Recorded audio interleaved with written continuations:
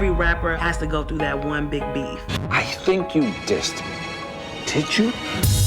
What happened so bad that two men can't figure out how to work it out? People get defensive and they're like, you know what? When I see you, I'm gonna fuck you the fuck up. Battles are great for hip-hop. The crowd knows you getting shitted on. You can just tell, you can smell it. KRS threw one of them niggas off stage. If it's real beef, you gonna go handle it. Before we know it, East Coast has a major war. My nigga, what do you want? You want somebody to die again.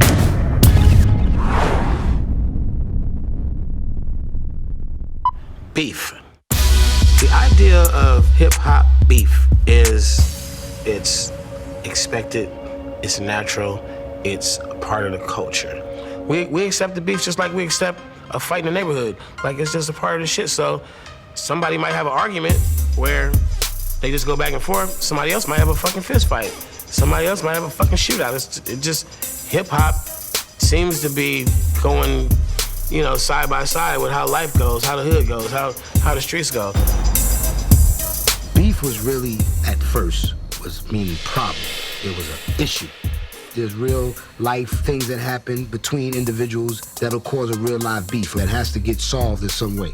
And sometimes, unfortunately, it's the ultimate solving of a problem. 13A, 61, 13A, If I say right now, fuck Chance the Rapper, right?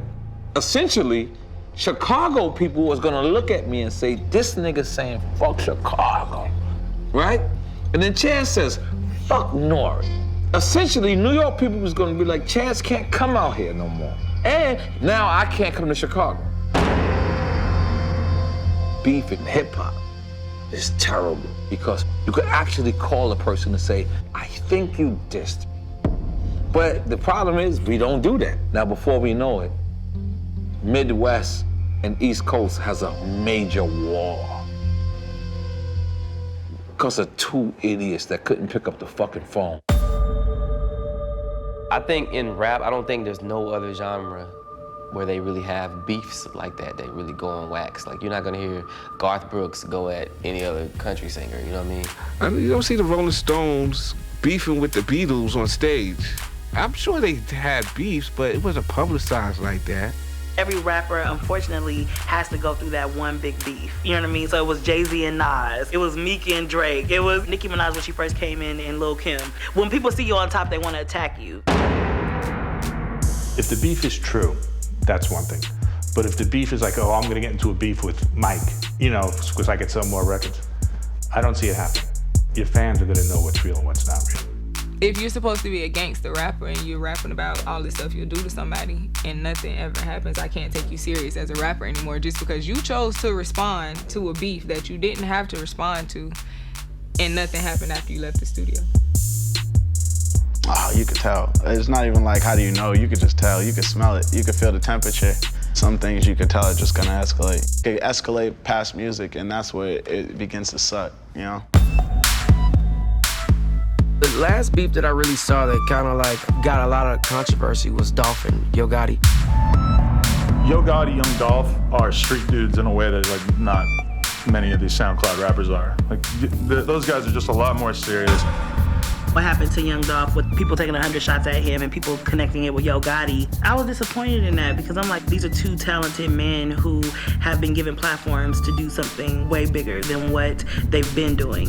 I mean, I'm gonna be honest, I hate violence. And it's not necessarily the fear of it, it's the fact that what happened so bad that two men can't figure out how to work it out. Somebody's not a man in the situation. I think that there is an expectation to be hard and, you know, to be street, really, because you're rapping about it, so, you know, people want you to be about it. But being about it has consequences. People are complaining that ain't what it was in the 90s. My nigga, what do you want? You want somebody to die again. You want to see the two greatest rappers of all time pass away over beef.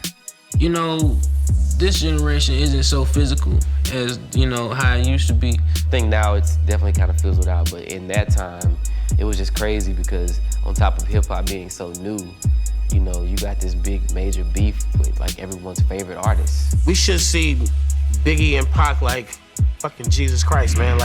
Like they showed us what that path leads to. Why the fuck would you do it again? Can you imagine Tupac's career had he lived? Or what we would have got as fans? You should always think about Biggie and Pac and what they lost and what their families lost and what their fans lost, and what the future lost, you know, shit. Just think about it before you run that line about, kill everybody that raps about you. It's just, let hip hop live, man. Beefs are not good for hip hop. Battles were different. Acquainted with the black side. Battles were for space. They were for superiority. Battles are incredibly important within the history of hip-hop. It's very macho. There's a very much Lord of the Flies culture within hip-hop, and we love to see two guys go at it. You got legendary battles, and the battles, you know, played out via diss tracks. Hit 'Em Up was a diss track, you know, and Who Shot You might have been a diss track, and you got subliminal disses, and you got like straightforward disses where you say somebody's name. And Nas and Jay-Z, they had their battle, and KRS threw one of them niggas off stage, you know. That was legendary rap battle shit. It was like all the best music, like you had to come with your A game. You gotta have the diss track to come back. So it was dark, but I guess it brought something out of people, like the best at that time. Drake versus Meek Mill thing was just a force of nature. You have Meek Mill. He's like, Drake is #1. I'm about to come shoot for you. I'm gonna discredit all your lyrics and everything that made you hot by saying that you have a ghostwriter. He said, look, I caught Drake. I got the ghostwriter. And it backfired. Drake, you know, he proved himself by coming with hits because he's a hit maker. As a fan, it's dope for the culture. It really is dope for the culture because I just feel like everybody playing too nice. It's a competitive sport and I'm all for competition. I don't want to lose. I'm not going to lose. I can't take no L's. If I do take an L, that's not an L, bitch. That's a lowercase L. I'll be back. It's just like a boxer. Like, you gonna look and you gonna find somebody's weakness and be like, I know. I'm gonna talk about this and I guarantee I'm gonna get a reaction. Seeing fights and rap battles and all that shit just because you couldn't take what he had to say or just because the crowd knows you're getting shitted on, step your game up. In some instances, the first diss, instead of like an insult, it's like an assault. I think 50 the only person that like takes beef very seriously still. Like he ended Ja Rule's career, like literally flatlined, took him out the game. People get defensive and they're like, you know what? When I see you, I'm gonna fuck you the fuck up.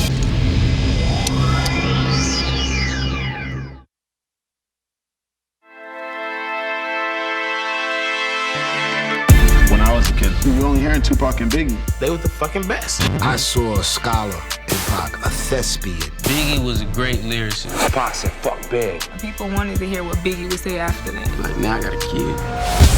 When Tupac got shot, it was like, oh shit. And then Big got killed, and it was like, damn.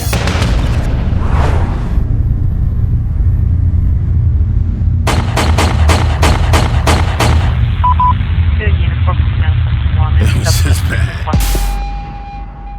The East Coast, West Coast, like you can't really talk about hip hop without mentioning that. You know, it's like the darkest time in our history of music. Wherever you are, and if you are a fan of the music, it hits you in some sort of way. And the two biggest artists that we had, we lost. Like the two best guys. It's just crazy, you know. I was still in high school, I was still DJing. East and West Coast thing was happening. I was like, this is not good. Like, it actually felt dark.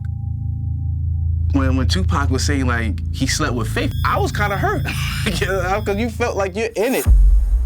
I felt like I was in it with Big. I could guarantee you that if Tupac knew when he said, first off, fuck your clique and your clique your claim, if he knew that there was a whole coast of people hating people just because of what you said, he wouldn't have done that. I seen this whole thing develop, and I know for a fact that this shit is not the East Coast against the West Coast. It was strictly some death row, bad boy shit that was instigated by Suge, and I'm not gonna say Puff Daddy, but I feel like he took it personal because, I mean, they took it to him. And In 1995, at the Source Awards in New York, when Suge went up on stage and like dissed Puff, I kind of felt like you dissed my friend. It's like you dissed my homie. Like, why would you start a beef for no reason? I felt like if I was to see Suge push, I probably wouldn't, because Suge was crazy, stupid, big. But I definitely would have like passed him and ran down the block like, yo, fuck you, Suge. Like it just kept running. I definitely would have did that back at the time, like definitely, because it was real. Like how you diss us like this? Like he dissed the whole coast. Like he dissed New York, and that's how I felt. It was just before that even happened. It was some type of energy colliding with us. I guess it was revealed at that actual award show, but we knew it was something was going down. We just didn't know what. When Snoop and the Dogg Pound, they were in New York doing New York video. I definitely didn't want nobody to get shot, but I definitely wasn't upset that like supposedly like the video got shot up. I was like, well, tell somebody did something, like, you know, just being young and stupid. We were filming a record called I'm Going Down for Mary J. Blige. And we were filming in LA. I remember Puff coming to me and saying, I need you to take a ride with me somewhere. So we get in the car, we ride to Snoop Dogg's house. So the reason why we went to see Snoop was for Snoop to let us know where he stood. Because he didn't sign up for this type of shit either. It was more like he was taking a stance like, if shit hits the fan for y'all, make sure you know it ain't coming from this side. That took real guts for him to do. I felt people was gonna get fucked up. Like, I didn't think no one was gonna die, but they did, and it got serious. That was my era. I was in the studio with Big, I was in the studio with Pac, Snoop, Puff, Suge, and Tupac would grab a pen and paper, and he would just start writing. And he would stop and say, all right, let me get in the booth. And it would take him like 1 or 2 takes, and it would be like the shit. And then Biggie was doing that shit with the no pen, no paper, and just put the shit in his head somewhere and then go, I'm ready, and rap timeless verses, and they was the fucking best. Biggie's the king of hip hop. Big to this day is like my favorite rapper. I don't think no one could get better. Like, I'm sorry, I just don't think no one has like the style. Big had a double CD that went diamond. A rap artist went diamond at 24. Somebody going diamond from the streets. 10 million, that's what Adele did. Biggie was a great lyricist. He could tell a story and make it sound like he talking just like me and you. And I used to think like, how do these words go together so smooth, like they were meant to be said this way? And that's the way Biggie, he painted that picture in your head. Tupac was my favorite artist as a kid. I thought Pac was like harder than all the other rappers because he would say shit that they were scared to say. And Pac was, I think, so secure in who he was. He was like, I'm talking about what's real. I don't feel less of a street nigga or less of a thug because I'm saying, you know, keep your head up or making records like Dear Mama. To me, I was like young when them songs came out, but they caught me early. Tupac, he made you feel everything he was saying. No matter what he was saying, he had the feeling. He made you feel it in your chest. I saw a scholar in Pac. I saw a human rights activist in Pac, a great record maker, hip-hopper to his core. Could you imagine Pac in the Black Lives Matter era, in the Trump era, and the stuff that he could have said and the sort of leader that he could have been? To lose the two of them the way we did, it's just so tragic and so sad and so horrifying and so wrong. And you hope, you pray that, you know, future battles don't have anything like that.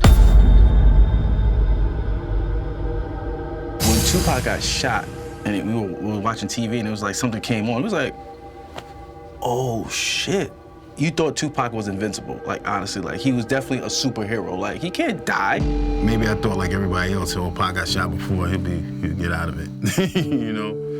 And when I found out he died, I was like, damn, this is crazy, you know? Like. Then Biggie died. I remember, like I was actually still sleeping and I rolled over and I was like, I don't know why my fucking TV was on News 1. It was like, it was gunned down and I was like, no. Biggie's death hit me hard, hit a lot of us hard. It was like, you know, it was a real friend, you know, somebody that you got tight with, you bonded with, and also just didn't deserve it. it was like, the fuck?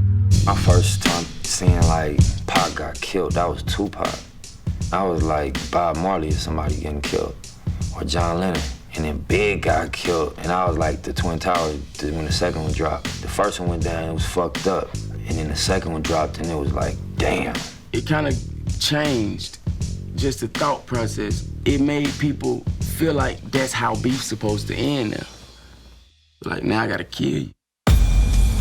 I think the world threw gas on the fire. Like, people wanted to hear Pac respond. People wanted to hear what Biggie would say after that. Like, people just like bullshit. Imagine they're still alive. You think they would still be rapping? Migos featuring Tupac, that'll be hard. Biggie and Jay-Z or Tupac and Jay-Z, some type stuff like that. That's what I think about. When you look at hip hop and you say that era like a Big and Tupac, that's the first time you actually got to see how powerful we realized we were. Cause Pac said, fuck Big, and he had a whole coast hating a whole nother coast. And Big never even said fuck Tupac, but he still had a whole coast hating the other coast. And that's the first time hip hop we got to realize how powerful we are, and we gotta watch our words.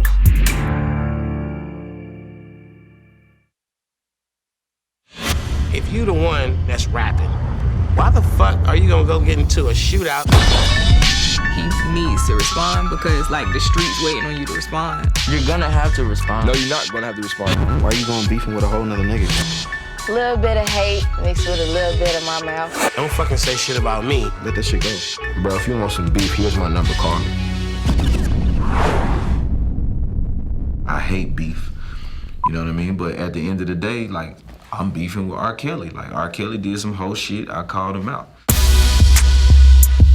Go listen to T.I. Paper Trail album. Tell me what you think, man. You ain't missing nothing. T.I. Paper Trail, Salute, Whitney Houston, the R. Kelly plagiarized drummer boy. If he admits to it, cool, you know what I mean? If not, fuck him. I had Lil Beef. It was like on some rapping stuff too, and I stood my ground. The reason behind it, a little bit of hate mixed with a little bit of niggas, mixed with a little bit of my mouth. We actually fought and, you know, we handled the damn thing. It's funny to me to watch internet beef, to watch two grown-ass men have a war of words on their fucking phones. That shit's hilarious. We paid attention to it, but we don't like, I don't know. That's like somebody made a hate song about us. We'll leave it alone. You're gonna have to respond. No, you're not gonna have to respond. You leave that person alone. You just leave that person alone. Because as soon as you respond to it, then your fan base goes to it, and that's how the views go. We laugh at people that try to have beef with us because we're focused on our music. We just got that tunnel vision. Literally. Like this, we don't see nothing that's outside the tunnel like this. Like, for real, like, we're focused on working on our craft and becoming the best that we can be. Yeah. And that's it. Our image, you know, you gotta be positive for the kids and stuff, but we're not about to battle somebody because we mad. Yeah, I'm not about to battle nobody. I know I'm not battling nobody. I'm not gonna rap beef with anybody. But it's just more so me, like, not respecting it in real life, and then on social media, I'm just gonna block you. I really feel like that's corny. You know what I'm saying? Like, we're in this music industry together to make music. You know what I'm saying? Why are you going beefing with a whole nother nigga? You know what I'm saying? Like, let that shit go. We're entertainers. You know what I'm saying? And I feel like a lot of people don't understand that. I don't do none of that shit. I don't battle rap. I ain't shooting no lines at nobody. So I was like, don't fucking say shit about me. If those type of situations came my way, then I'm going to address the shit off the mic. It's probably gonna not be a rap beef. It's gonna be some other shit. So I would go to diffuse it or to handle it without letting my homeboy handle it, because he's not really gonna talk to you. A lot of motherfuckers get greedy. A lot of people don't want to see you win. A lot of folks will do a lot of bullshit to make sure you don't win. But the main way to do that, keep your eye on the prize, and can't worry about the haters. Just stay in your lane, for real. I think people let pride play a big factor in a lot of stuff, though. Like, say, Black Youngster and Young Dolph. Like, If Youngster makes a song about Dolph feels like he needs to respond because like the streets waiting on you to respond, which they are. All that beef shit, all that, you know, Twitter talking, all that tough shit. I'm pull up to your show, no, I'm pull up to your show, no, I'm pull up to your show. You on Twitter doing all this bullshit, like, for what? Cause you want some retweets? Bro, if you want some beef, here's my number, call me, for real. I'm not gonna risk everything that I've built for somebody who doesn't know me and somebody who won't care if I die or somebody that won't help take care of my family if something happens to me. Like, I just don't care. From the Tupac and Biggie beef, it's gonna be good for others because they get to see that and then they get to learn from that. It could be a learning experience to somebody else, but it could mess your life up. So that's how I say it's good and it's bad. I'm like, man, if you the one that's rapping and you making music and you have a livelihood that actually feeds you, your kids, and some of your friends, why the fuck are you gonna go get into a shootout, a violent battle, somebody gotta die, maybe you or the other popular rapper or relatives? You got a great livelihood. You gotta show up and do shows. If you start a war and that guy is the kind of guy that's gonna shoot you because he hates you, how are you gonna get money? Every time you show up to do a show, you gotta worry about this motherfucker taking pop shots at you and not trying to punch you, but trying to fucking kill you maybe. Somebody in the fucking clique gotta be smart enough to go, dude, let's not destroy both our hustles. Like, damn, nigga, we trying to eat over here. What y'all trying to do? But I don't think everybody sees it that way. They're like, fuck it, man, I'm gonna kill that motherfucker. And that, to me, is not hip-hop. Why are we always beefing with each other to make grounds in this world? It's like, it's corny to me. We got too many other battles that's real. But, I mean, I guess it's the way the West was won. It has to be, right?